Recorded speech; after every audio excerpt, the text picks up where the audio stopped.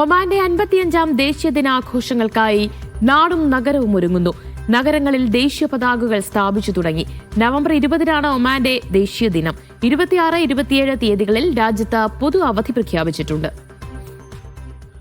Sultanate of ഒമാന്റെ 55ാം ദേശീയ ദിനാഘോഷങ്ങൾക്ക് നാടും നഗരവും ഒരുങ്ങുകയാണ്.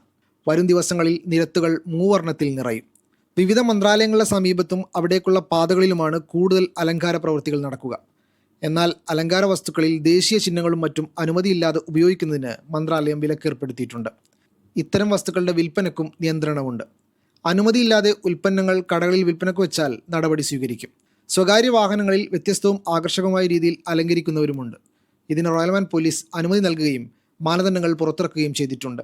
ദേശീയ ദിനാഘോഷത്തിൻ്റെ ഭാഗമായി രാജ്യത്ത് നവംബർ 26, 27 തീയതികളിലാണ് അവധി പ്രഖ്യാപിച്ചിരിക്കുന്നത്. വാരാന്ത്യ അവധി ദിനങ്ങൾ കൂട്ടിയാൽ തുടർച്ചയായി 4 ദിവസം അവധി ലഭിക്കും. നവംബർ 30-ന് ഓഫീസുകളുടെ പ്രവർത്തനങ്ങൾ പുനരാരംഭിക്കും. അതേസമയം ദേശീയ ദിന അവധി ദിവസങ്ങളിൽ ജീവനക്കാരെ ഡ്യൂട്ടിക്ക് നിയമിക്കേണ്ട സാഹചര്യമുണ്ടെങ്കിൽ തൊഴിലുടമയ്ക്ക് ഇതിന് അനുവാദമുണ്ട്. തൊഴിലാളിക്ക് നഷ്ടപരിഹാരവും നൽകണം. Media 1, Muscat.